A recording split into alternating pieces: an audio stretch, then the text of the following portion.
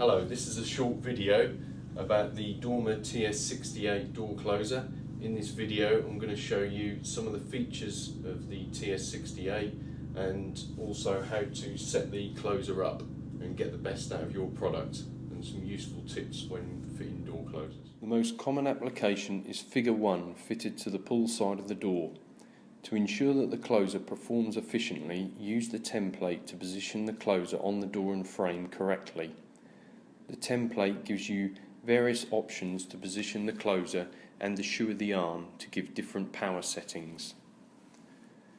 You will need to choose the power setting of the door closer based on factors such as site conditions.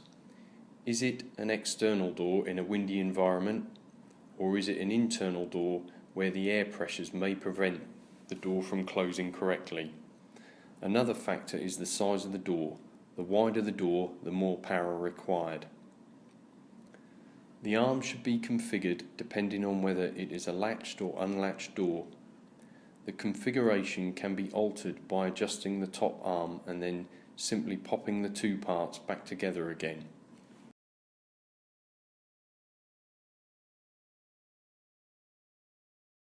You will then have the option to increase or decrease both the sweep speed of the door between 180 and 15 degrees and the latching speed of the door between 15 and 0 degrees.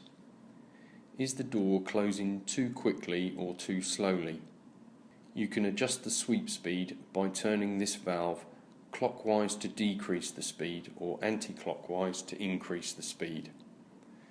Is the door closing too slowly over the last 15 degrees to overcome the resistance of the latch or door seals, or is it moving too quickly and creating a finger trap hazard?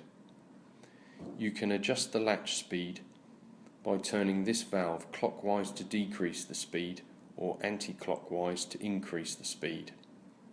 When correctly adjusted, the door should safely allow traffic to pass through the doorway, ensuring that the latch engages every time. On some occasions you may only be able to fix the door closer on the push side of the door. The arm will need to be fitted using a parallel arm bracket. First you must tighten in both the sweep and latching valves. Next, fit the arm to the body at approximately a 100-degree angle and then pull it round approximately 45 degrees. Remove the arm from the body and reposition in a more parallel application to the door and tighten the fixing bolt.